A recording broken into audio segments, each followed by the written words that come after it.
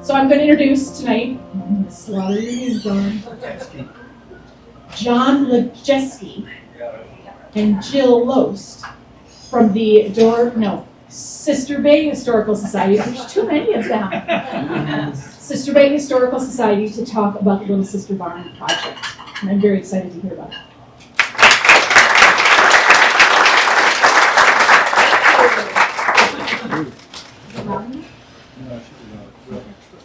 You can probably hear me without the microphone. No. Okay. So this is better? It's got to be closer. Okay. Yes. Well, I'm going to turn the microphone over to Jill because she's got the first part of this presentation. But I'll come back. Hi, everybody. Happy Earth Day, by the way. And it's fun. I've spotted a few familiar faces amongst your membership, and it's wonderful to have people from our membership here tonight, too, to support us in this. And I have to tell you, a lot of them have not heard the whole story of the barn, so it's kind of new news to everybody. So we're really tickled to be here tonight. Thank you.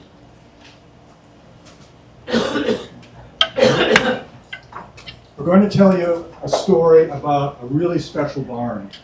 And in order to tell that story, we really have to go back almost 160 years of history to put it in proper perspective for you.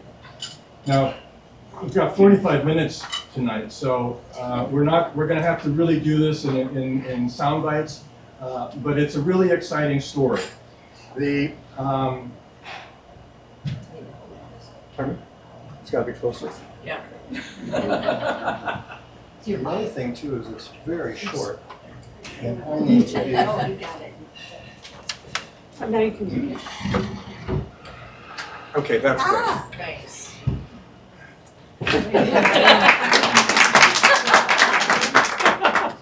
Ingenuity, right? Okay, this evening we're going to talk about the Little Sister Barn. It's a very special barn, and it's a story about survival. The barn has been around for a little over 100 years, and it's gone through a series of adaptations of use depending on the need of the individuals that were in control of the property at the time. In order to tell the story of the barn, we really can't avoid talking about the people that made it happen. So, what we're going to do tonight is talk about this in 4 separate chapters, so to speak, in the story. The first chapter is about the Anderson family. Now, we've heard Anderson in Sister Bay, we've heard Anderson in Ephraim. There's a lot of Andersons up here.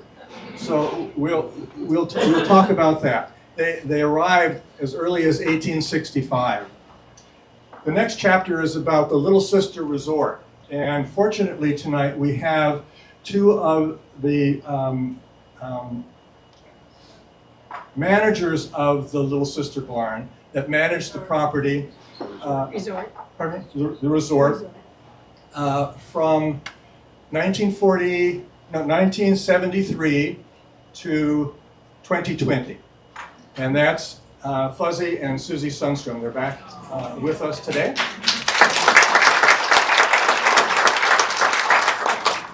We're also going to talk about the Save the Barn campaign because, as many of you know, it was not going to be here.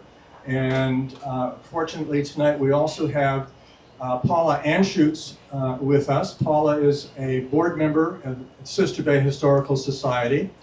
She's also the granddaughter of Earl Willems, who founded or began the Little Sister Bowl, and Paula is the general manager now and keeps it running smoothly. When she's not managing, she's tending bar and waitressing and everything else that needs to happen. Okay, so the Save the Barn campaign is the 3rd chapter. The 4th chapter of this story is about the vision for what we see the future of this barn. So, in a nutshell, those are the 4 major pieces of the presentation tonight. sit back, relax.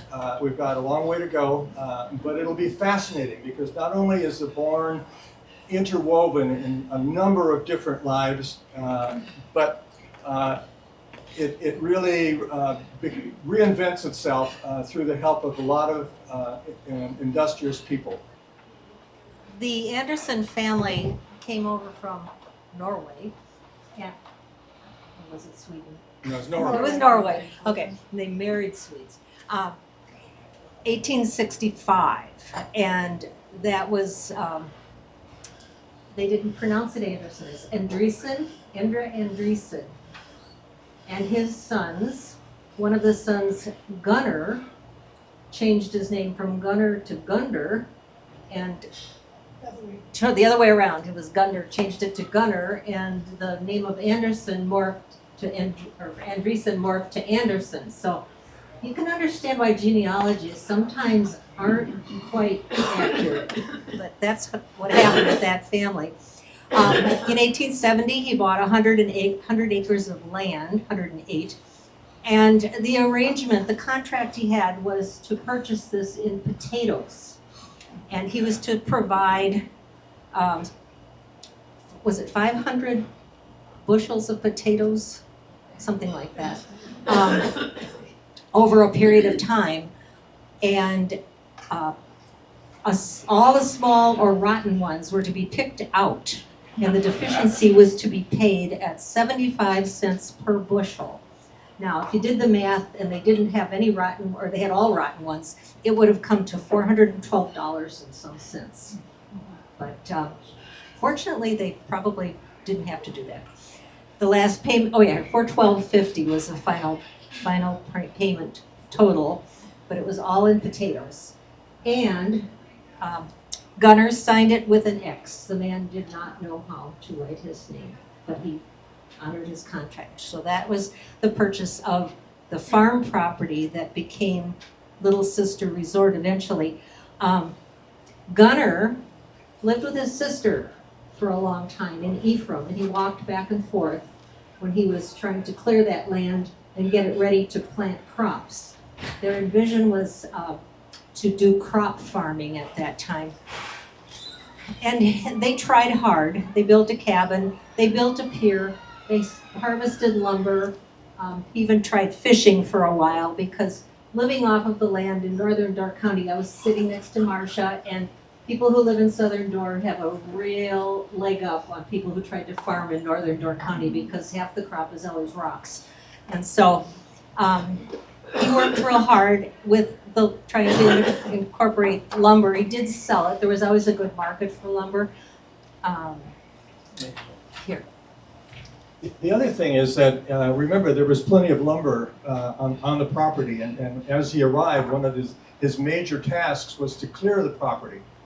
So keep in mind also, we're getting very close to the time in history where there was the Great Chicago Fire, and the need for lumber was definitely there. So the fact that he built the pier and had the lumber meant that he was in the lumber business early on, as well as trying to farm.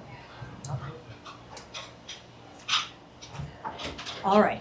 Gunnar married a lady named Emma, and all of the children, there were 9 children. 10 children in that family. Yeah, the rest of them scattered. We don't know where they went.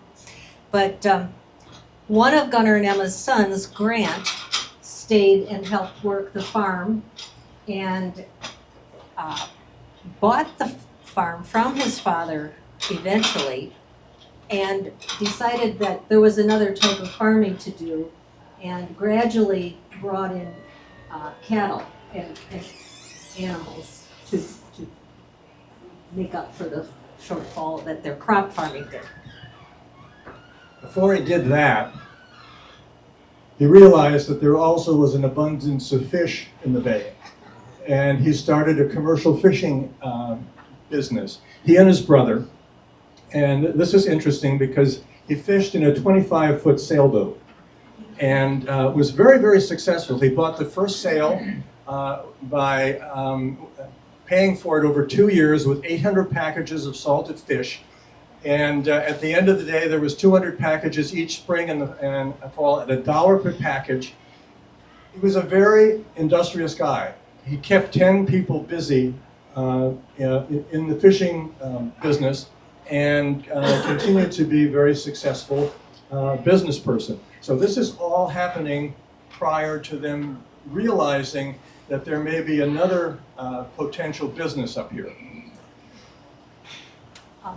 The industries that these people were involved in, they weren't solitary. Sister Bay was founded in 1912, I believe.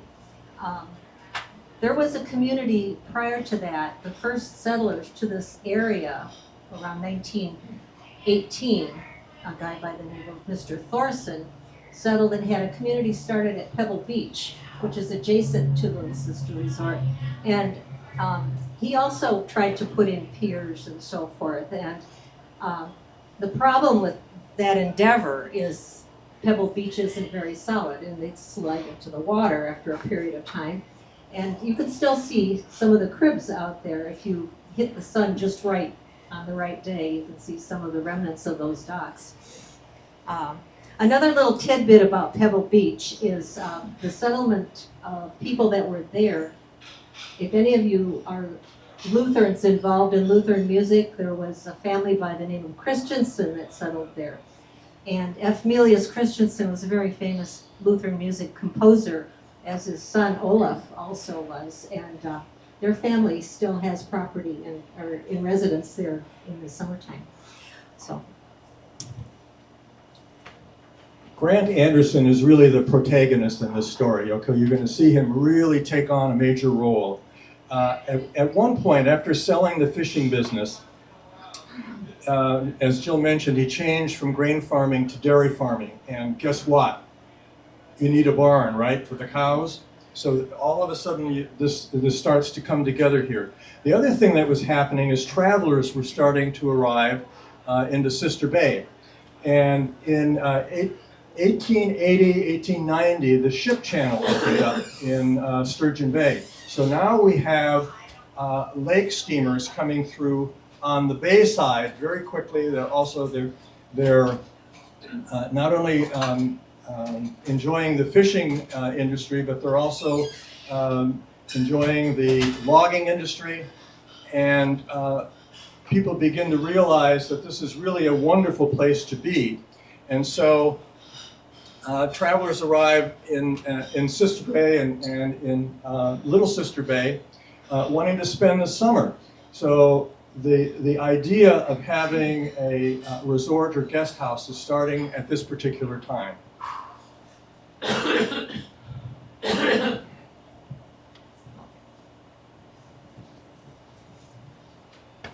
All right, so we're at 1918, where they're traversing from farming or combining farming with tourism. And originally they were housing people in their farmhouse. And then they realized, no, that's not going to work very well for a long period of time. Susie's nodding her head. That was her home. So they built, I believe, the lodge. And there was some guest rooms in there. There was no bathrooms. They had a bath house, I guess, where people could walk to the next building and take a shower or clean up. But Mrs. Anderson was famous for her dinners, for her good food, for her bakery, and word spread. So they, by that time, had a horse and buggy. Grant would go either to Ephraim or to Sister Bay, pick up people coming in on the Goodrich steamers, and bring them to the resort for usually at least a week. And as time went on, they did add on to the resort because this became not just Little Sister grew, but all of tourism in Door County was growing at that time. And so Model A's, Rios, Pierce Arrows, Model T's, the ruts and the trails became roads, and it was getting really civilized and probably very crowded at that time. But, you know, I don't know what the roaring 20s were like up here. I can't imagine it's like what we are used to seeing in the movies and so forth. They must have had some fun, but My grandparents never talked about it. I don't know about anybody else's. And I don't think the people running Little Sister Resort were into that very much either.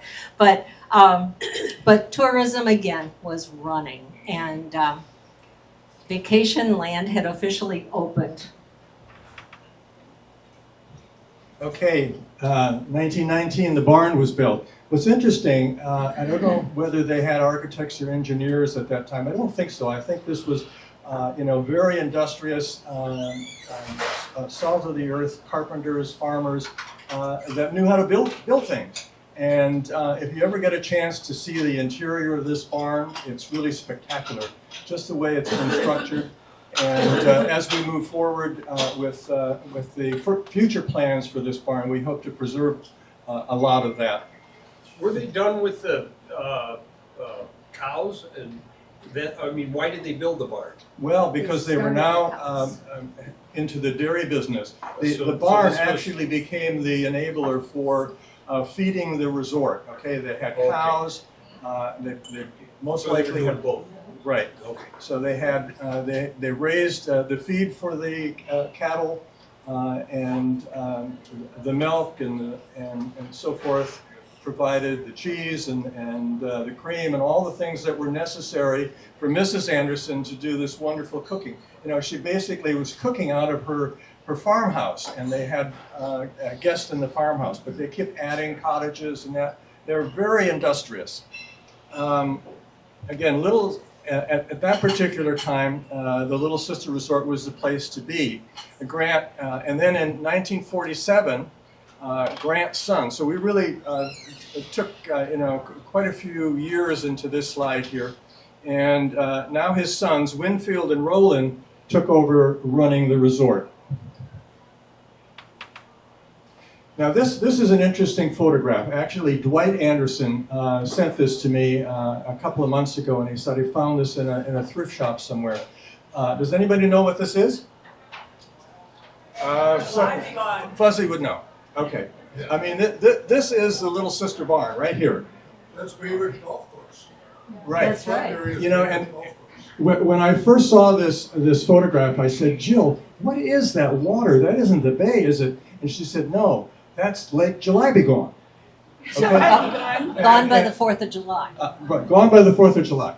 Anyhow, because of the heavy winters and the snow melt, there was always this lake that appeared at that particular location, for a couple of months until July came around, and then the road was passable again. But anyhow, the other story that I think is interesting about that is this is the original farmhouse, but this building here, Jill said, was something else. The resort started to hire waitresses, college girls, and they had to put up some kind of dormitory accommodations to put these gals up. It was the first what might be now called employee housing. Well, that's where the waitresses lived upstairs, and I think Winfield watched them like a hawk. He didn't live in the farmhouse. Maybe Grace and Roland watched them like a hawk. I don't know. But they were rather dedicated to observing their Baptist heritage, and all the waitresses had to go to church Sunday night because they had to work Sunday mornings in the dining room. So everybody, it was mandatory, go to church Sunday night. And it was mandatory certain hours, I believe, but you can't tell me they didn't break curfew. I'm sorry. They probably had about, how many up there at one time? 10 or 15 waitresses squirreled away at one time? Long before you got there. I was just a little kid, and I always thought they were all beautiful. And I'm sure I wasn't the only one who noticed that. Just one thing about Lake Gone by the 4th of July. There used to be, well, there still is actually 2 roads that you would get into the resort, because when the one was impassable, the second one was usable. It was more of a dirt path. But there were times where, even with the way that picture was, it would have flooded both roads. I don't know how they got in and out of there. It was very strange. And it went across the road and made a waterfall. Fuzzy? There was only one road then. I have pictures of rowboats bringing the milk out every day. Oh, wow. Yeah, They had a truck parked on this side of the pond. yeah, They rowed the milk across to the truck. okay. Every day. But that other little road that ultimately went into the golf No, course, that wasn't there.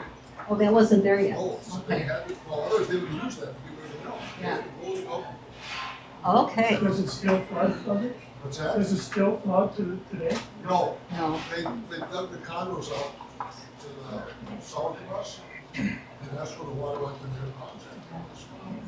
it still gushes underneath the road pretty nicely though in the spring, it's fun to go over there and watch it. Okay, 1973, the resort is sold to Fred and Ann Luber. Okay, and enter Greg, Fuzzy, and Susie Sundstrom, newly married in 1973. Happy 50th anniversary. Happy anniversary. But also,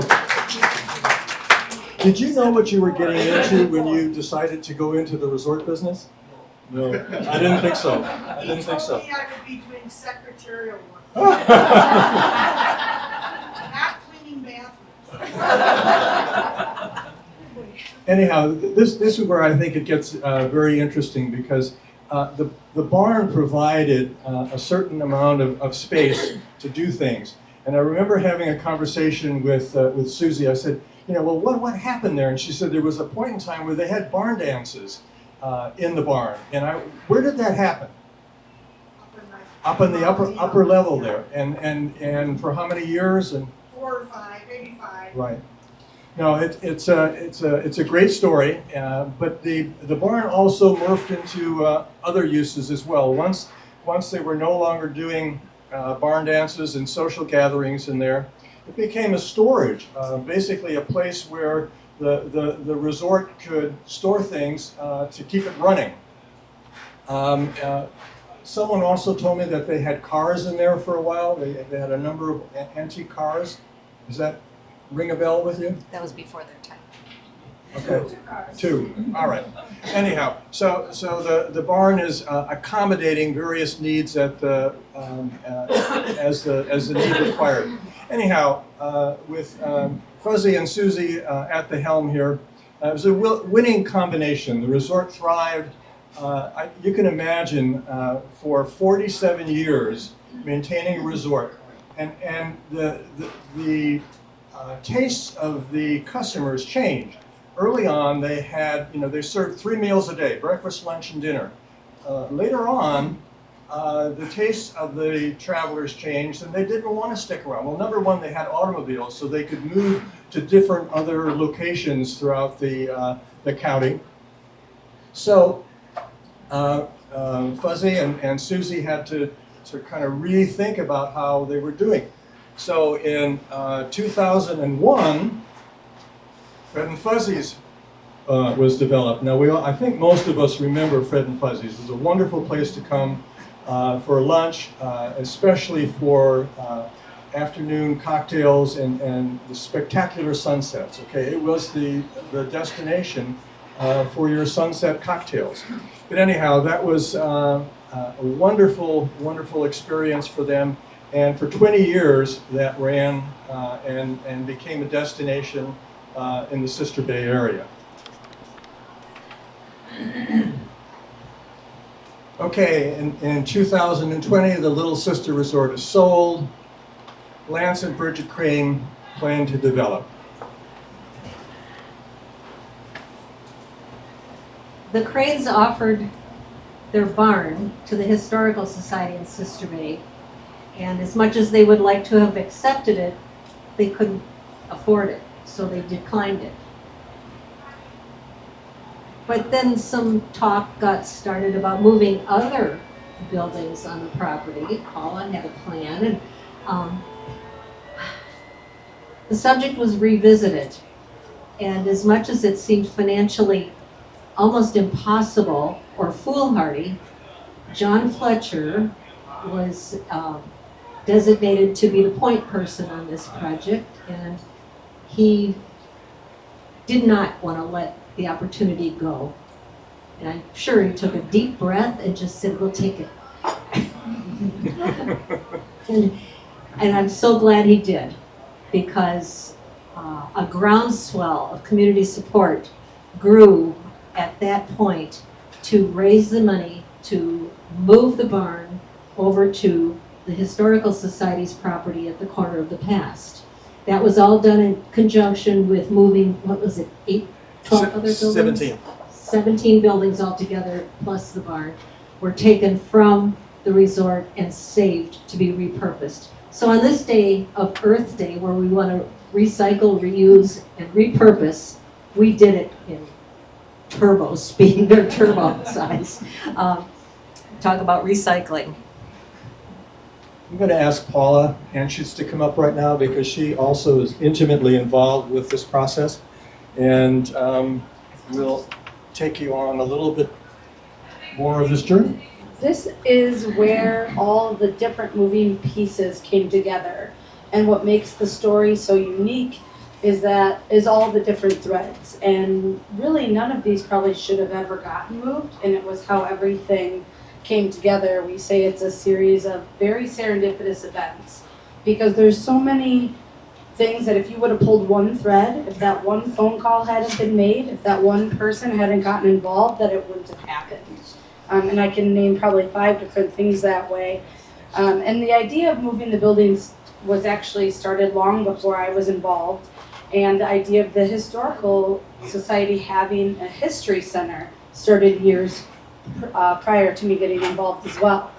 And I ended up meeting the moving company, Devote House Movers, on a separate house move in Egg Harbor, where my cousin moved Christine's, a historic building, and repurposed it as her house. And that day I met Steph Burke, who was the brother of the mover, and they own Devote House Movers. And I said, I'd love one cabin from Bread and Fuzzies. One sounds great. And we said we'd be in touch. And time went on, I moved here, and basically their deal had fallen through. So the barn was originally suggested to be moved by the Planning Commission of Sister Bay. They suggested to the Cranes, because they could not dictate what they did with the property, but they suggested that there were buildings worth saving, including the barn. And there was 24 structures on the property in total. Grandma's house is still standing there, and they keep that for overflow from their house. And the barn, obviously we moved to the Historical Society, but everything down to the bathrooms was saved. And really the only viable building I think that was historic was the dining hall. But otherwise all 13 cabins have been moved. The duplex, which Fuzzy built, as well as the fourplex, have both been moved and will be housing. And so all of this planning, it kind of came in 2 waves. So Lance Crane reached out to to John Fletcher about the barn. And that was the initial, I don't know that we can handle this. And the Devotes were working with the Cranes to get the buildings moved. So one of these serendipitous events is that I had reached out to Steph and she said it all fell through. Lance Crane has signed with a recycling company and they're just going to dismantle everything.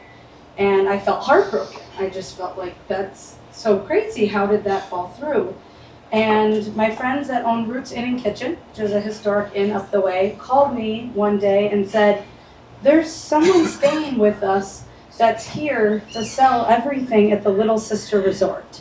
And they're wondering if they can talk to you. We said you'd be a good person to talk to about having people show up to buy things. And I said, well, yeah, that's exactly what I want to do. So I went there and met the woman, and for about a week helped her sell things on the resort property, and just was in awe of, as many times as I'd been to Fred and Fuzzy's, I had never really spent a lot of time at the resort except for getting weighed for the soapbox derby in the barn.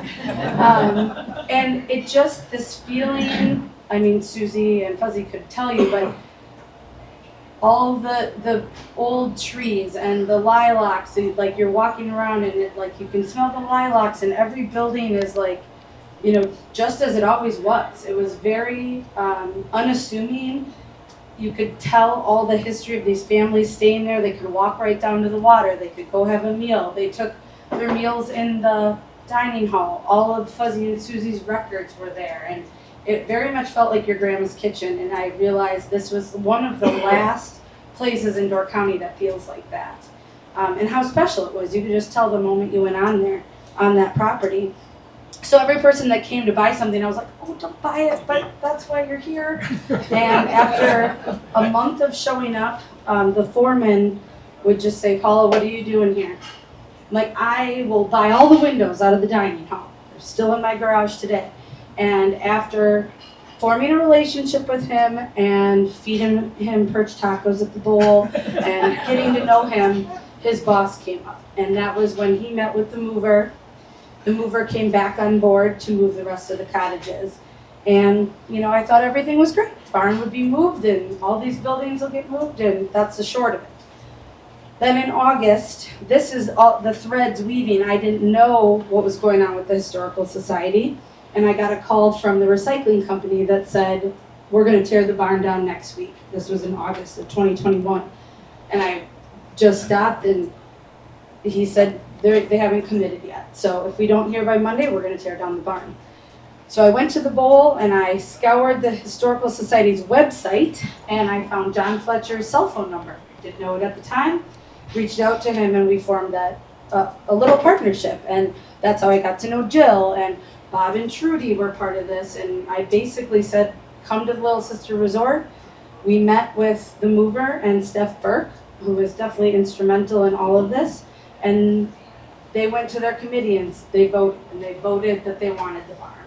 And from there, Trudy and Bob and Jill and John Fletcher and a couple other Sister Bay people, we started meeting at the Alley Bar, and we grassroots raised almost $90,000 to move the barn. So that was phase one. So it was so many things coming together, and a big part of that, and thank you to Diane Trencher, because Steph Burke met with her continuously, as did the mover. And if she had not let that barn and my buildings go out the golf course, none of this would have happened. So there was a lot of meeting with her, making sure all her irrigation below the golf course could stay intact. And also, if that golf course was operating, none of this would have been moved. So that was another very big linchpin in all of it. So once they had committed, then it was just a series of getting everything coordinated with the power lines and the buildings. And John Fletcher really shined in that moment. He committed to the barn and reached out and got us our first grant. And I think Jill and you and Steph all went to the Community Foundation, and we partnered with them for that next phase. So the barn actually moved 3 different times. So on December 21st, it moved from from its birthplace on the Little Sister Resort property onto the golf course, and then later in February, it moved to the edge of the road. And then my building followed it in March, and then on March 8th, the barn, the fourplex, what I call my baby barn, which was the bathrooms, and later a cabin, and my cabin number 20 all moved down the road in a very, very long day, but an amazing day.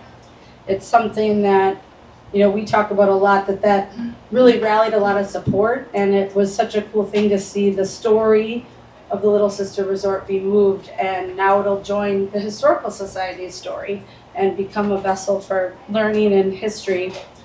And so after quite a bit more fundraising, phase 2, it is now set down and winterized, and now begins phase 3. So it's a good time to reflect and share what we've done, and just realize the vision for the barn for the future, which is very exciting.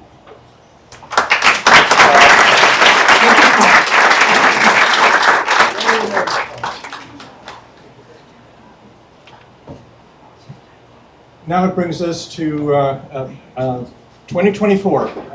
We're doing a tremendous amount of additional fundraising, but what you'll see on the site over the next couple of months is that we'll start some site grading. Those temporary mounds of earth that have been pushed aside to do the initial foundation are going to be smoothed out and spread around behind the back of the barn. We'll start new foundation work for the silo and the utility annex. And so you're going to see some construction work going on the site. I think one of the things that's really worth mentioning is we have a real advocate in Jerry Apps. All of you know who Jerry Apps is. He wrote a couple of articles, and we've got two of these quotations here that I think are worth mentioning.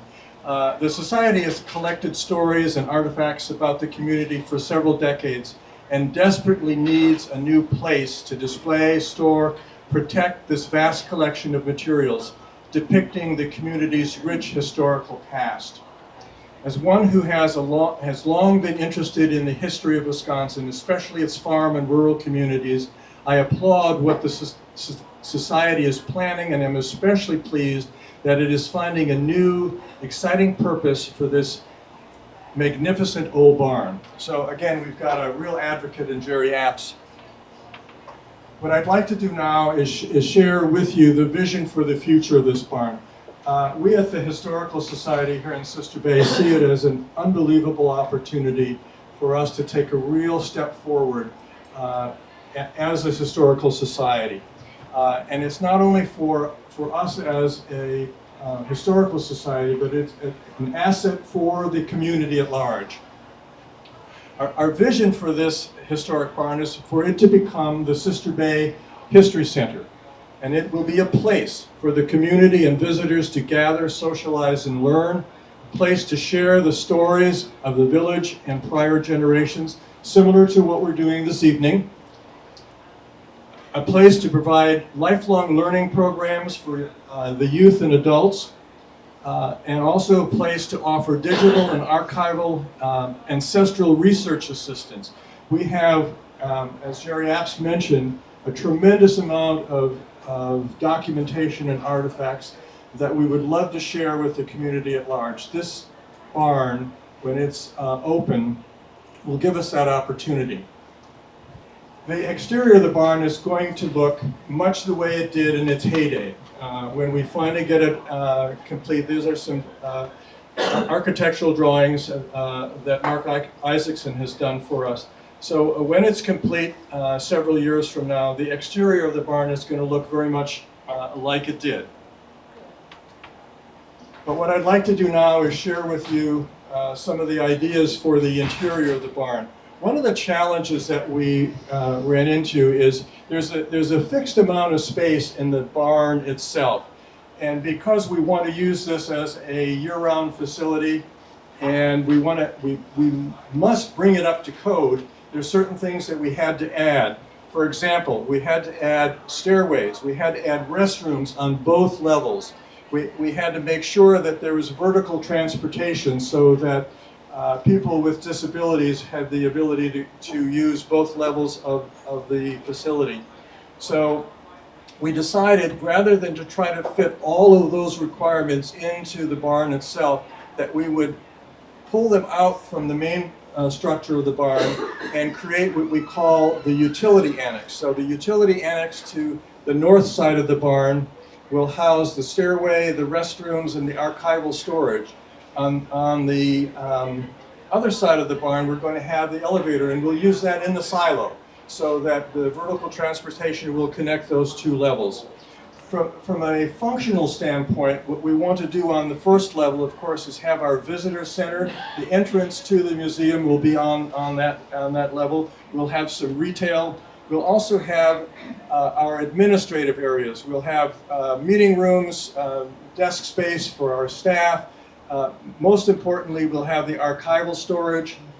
In the back of the first level, we'll have a large, flexible exhibit space where we'll be able to have changeable exhibits and an opportunity to really display some of the artifacts that have been in storage for a long time. Moving up to the second floor, this is really where the opportunity comes in. Again, you see we've got the utility annex and the elevator that gets everybody up there. We have a large event space. In the event space, we have display cabinets for many of the artifacts that we were going to present. We'll have a large catering pantry in the center. we'll have a learning center. It's set up, as you see in the plan here, with tables and chairs like a typical lecture hall. But those tables and chairs get stored in these storage areas to the side. That room can be totally flexible and work in conjunction with the event space. So just think about it. If we're having an event like this, the tables and chairs could be set up in here. There could be a pre-function cocktails before dinner out here. So this whole second floor works as a very flexible event venue. We also have the opportunity to spill out onto a patio off the second level as well as a deck. So the future plans here, I think, are very exciting for the Sister Bay Historical Society and the community. We see this as a community center. We see it being used very much like the way the Crest Center is used in Egg Harbor.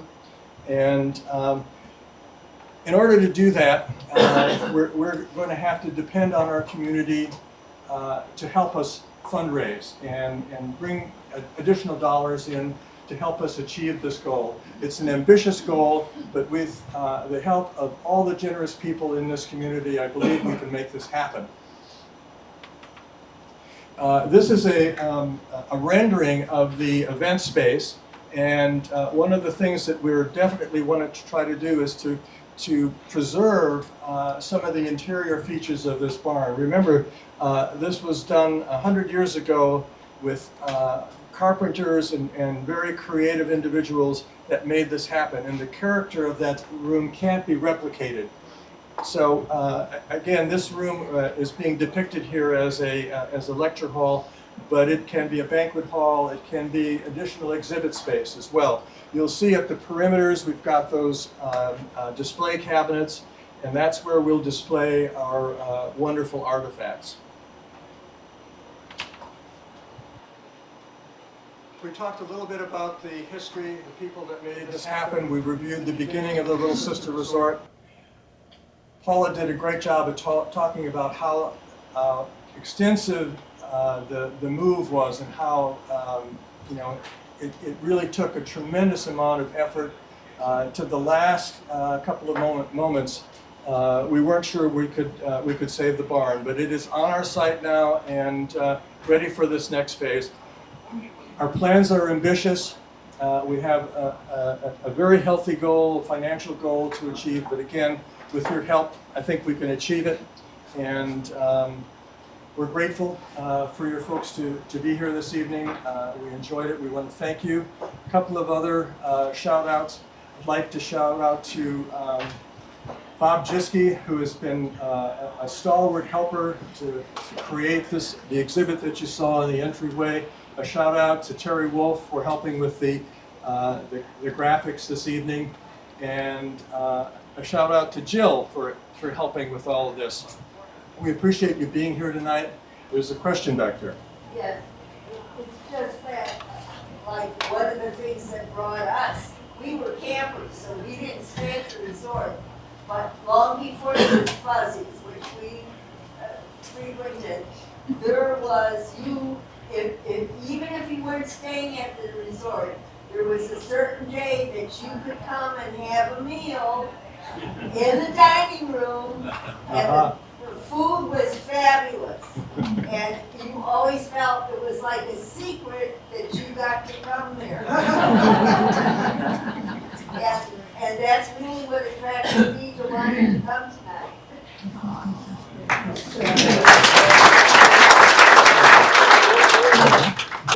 I'm going to preach to the choir for a minute, because obviously you're all here because you have an appreciation of history, no matter what part of the county you've come from. But I think that you came from outside of the Sister Bay area, so many of you that are members of the Door County Historical Society. Thank you. And what we're doing, and I know you're sharing the same mission, is trying to keep the history as we knew it when we were kids, and the history we're making now, that will be history tomorrow, in good condition to be passed on to future generations. And I think that's the bottom line here. Whichever means you use to help preserve history, whether it's in your town, your community, or the whole county. It's so important to save these bits and pieces. And I would hope that when the barn gets done, we could all get together again upstairs in that big old space and see what really develops. Time will tell. But thank you so much for having us and let us tell our story too. Kate, we'll be there on the second floor with the dinner program, definitely. Yeah, we'll be there. Thank you again to Al Johnson's for the delicious meal and wonderful service. And everyone have safe travels home. Yeah, thank you.